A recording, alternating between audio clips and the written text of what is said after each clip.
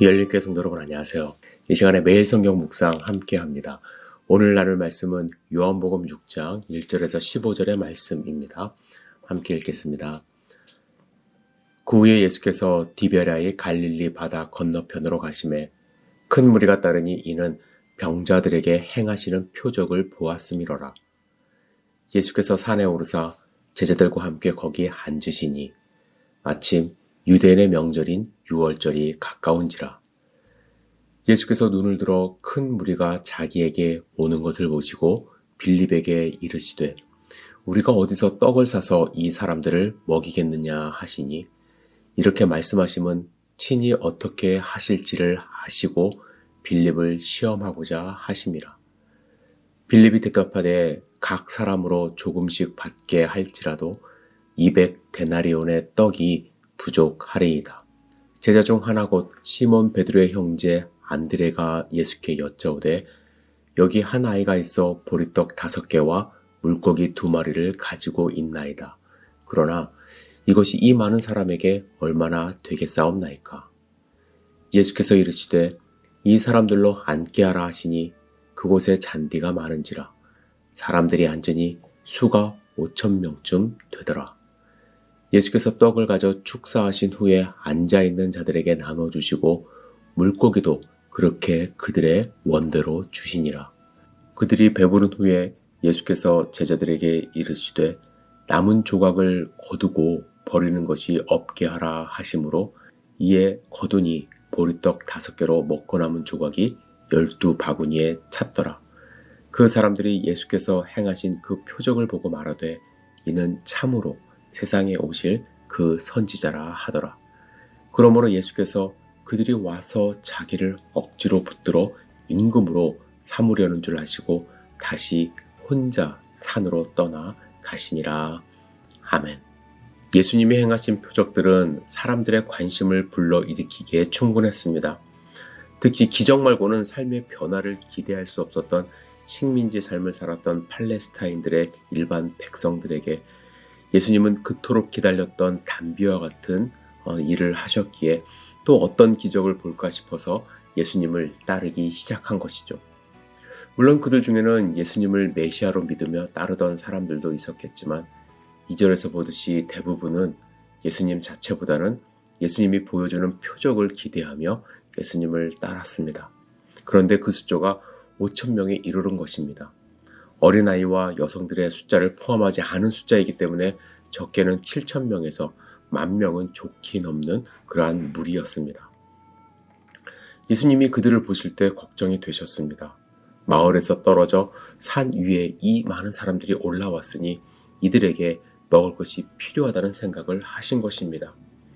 예수님의 산행이 마치 현대사회에서 일어나는 세미나와 같았으면 스스로 먹을 것을 챙길 수도 있었고 또 제자들이 미리 구입했을 수도 있겠지만 즉흥적으로 예수님만 바라보고 산 위로 올라온 수많은 그러한 무리들을 보시며 예수님은 빌립에게 우리가 어디서 떡을 사서 이 사람들을 먹이겠느냐 이렇게 물어보셨어요.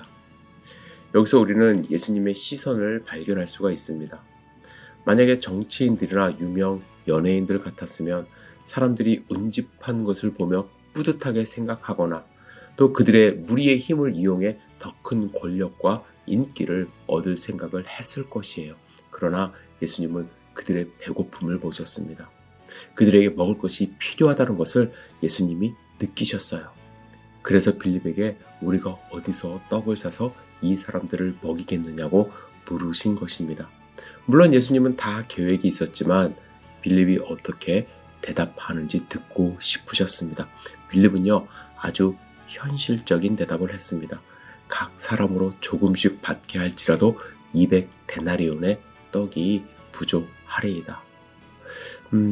만약에 이 상황에서 저에게 물으셨다고 한다면 저도 비슷한 대답을 했을 것 같아요. 저 같았으면요 예수님 돈도 돈이지만 어디서 음식을 사서 이걸 날라옵니까? 예수님 이 사람들요 해 저물기 전에 빨리 돌려보내야 합니다 라고 했을 거예요.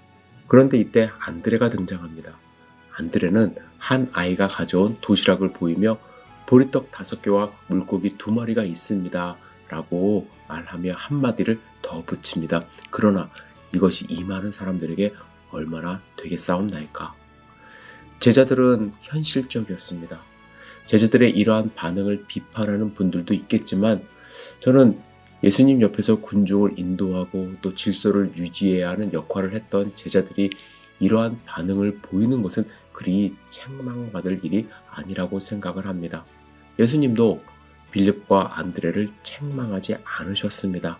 바로 그들이 해야 할 일을 알려주셨어요. 그들을 앉게 하시고 그들에게 음식을 나눠주게 하셨습니다. 그곳에 잔디가 많아 사람들이 앉을 수 있었는데 약 보니까 5,000명쯤 되었다고 말씀을 하십니다. 예수님은 바로 어린아이가 가져온 음식으로 축사하시고 제자들에게 나눠주게 하셨습니다.